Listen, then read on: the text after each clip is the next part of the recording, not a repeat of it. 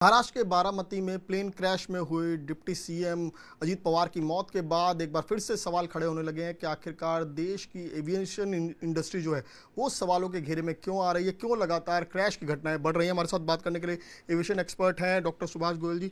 Sir, जो घटना हुई आज बारामती में, सबसे पहले तो उसको लेकर क्या कहेंगे? देखिए, ये बहुत ही अनफॉर्चुनेट और अनफोर्सीन घटना है, क्योंकि जब ये प्लेन बॉम्बे से टेक ऑफ करा उस टाइम इसकी पूरी क्लियरेंस थी। एटीसी ने सारा वेदर भी चेक करा था और इस प्लेन के सारे एक एक पुर्जा चेक होता है, और जो ग्राउंड इंजीनियरिंग स्टाफ है वो जब तक क्लियरेंस नहीं देता प्लेन टेक ऑफ नहीं कर सकता। इस प्लेन की कंपनी के जो चार्टर कंपनी के ओनर हैं वो खुद एक पायलट है, मिस्टर वी के सिंह। उनके दोनों बेटे भी पायलट है, और जो प्लेन में हादसा हुआ है वो पायलट भी बहुत ज़्यादा वो था, क्या नाम, एक्सपीरियंस पायलट था। तो मैं नहीं समझता कि ये इसमें ये तो अनफॉर्चुनेट इंसिडेंट है, क्योंकि किसी भी प्लेन का क्रैश होता है तो उसके 3-4 कारण होते हैं।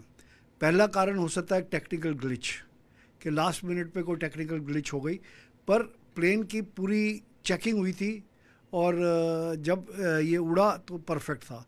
और ये नहीं कि बॉम्बे से पूना का ये बड़ा फास्ट सुपर जेट है, बॉम्बार्डियर कंपनी के कई हज़ार के करीब इसके जेट्स ऑपरेट कर रहे होंगे ऑल ओवर द वर्ल्ड। और ये जेट सिर्फ डोमेस्टिक फ़्लाइट्स के लिए नहीं, दिल्ली से बॉम्बे, बॉम्बे से दुबई, दुबई से यूरोप तक की ये उड़ानें उड़ता है, और दिल्ली से सिंगापुर वगैरह। तो ये जो लीनियर 24 है, ये बड़ा फास्ट जेट है और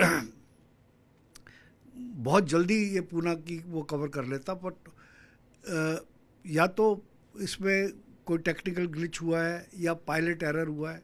कई बार पायलट का हार्ट अटैक हो गया या कुछ हो गया, या फिर लास्ट मिनट पे क्या नाम लैंडिंग गियर ने नहीं खुला, या कोई all of a sudden fog आ गई एकदम सामने से। क्योंकि वेदर, जैसे अभी पीछे कुछ इंसिडेंट हुआ था न्यूयॉर्क में, तो अच्छी भले प्लेन लैंड कर रहे थे, फिर कई प्लेन उसमें वो हुए कि all of a sudden snow storm आ गया।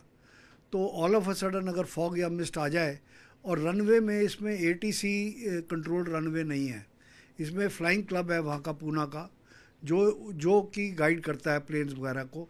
तो इसमें ऑटोमेटिक लैंडिंग जो होती है बड़े इंटरनेशनल एयरपोर्ट्स पे, जैसे दिल्ली, मुंबई, कलकत्ता, हैदराबाद में सारे, वो एटीसी कंट्रोल नहीं है इस एयरपोर्ट पे। तो हो सकता है कि उसको पायलट को उस समय धुंध आ गई हो, या उसके एकदम कभी आदमी तो ये तो जो हमारी इन्वेस्टिगेटिंग एजेंसीज़ हैं वो इस टाइम लगी हुई हैं, और हम अपना अनुमान लगा रहे हैं। कुछ लोग कह रहे हैं कि लास्ट मिनट टेक्निकल ग्लिच है, कुछ लोग कह रहे हैं कि जी एकदम विजिबिलिटी हो गई, प्रॉब्लम हो गई। कुछ लोग कहते हैं कि ज़बरदस्ती इसको लैंड कराया गया।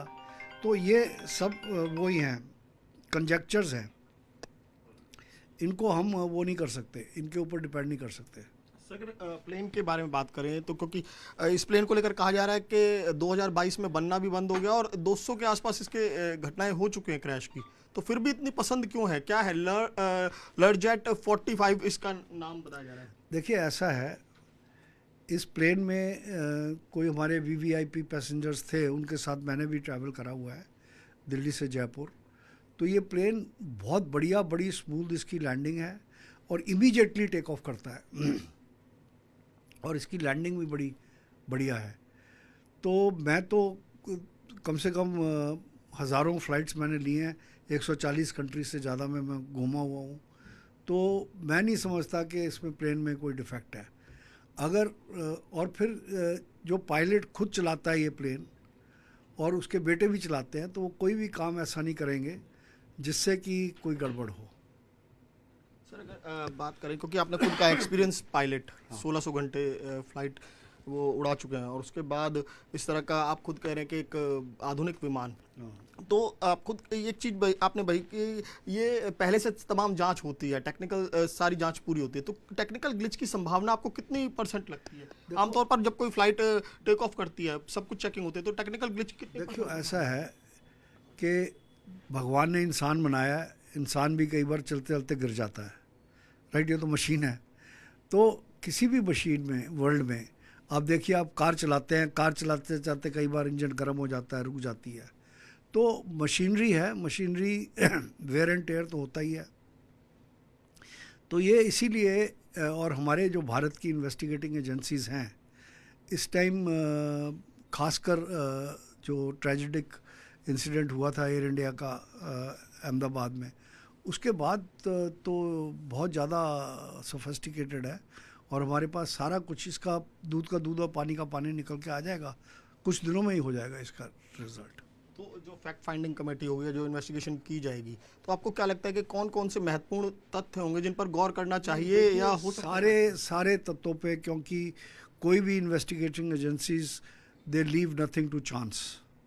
वो हर पहलू इन्वेस्टिगेट करते हैं कि क्या कारण हो सकता है, और फिर उसमें रिकॉर्डिंग बॉक्स होता है, ब्लैक बॉक्स जिसे कहते हैं, उसके भी डाटा एनालाइज होता है कि पायलट ने लास्ट मिनट पे कुछ कहा, क्योंकि इस फ्लाइट में जो डिस्ट्रेस कॉल होती है मेडे की, वो नहीं हुई है। तो टावर को तो कम से कम नहीं सुनाई थी।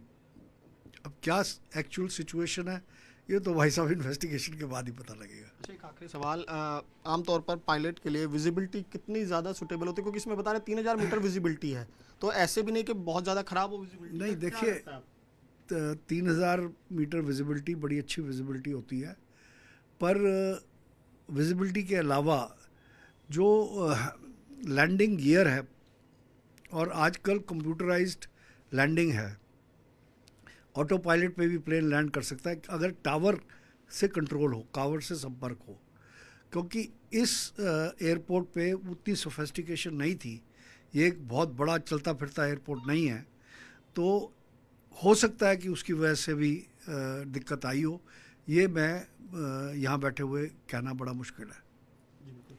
देखिए, एविएशन एक्सपर्ट जहाँ तक इस बात को मानते हैं कि टेक्निकल ग्लिच कोई कहा नहीं जा सकता, कभी भी टेक्निकल ग्लिच हो सकता है, लेकिन इस मामले में जब जांच होगी तभी असली तथ्य, असली जो हादसे की वजह होगी वो सामने आ पाएगी। कैमरा नितिन के साथ विमल कौशिक, न्यूज़ 24 दिल्ली।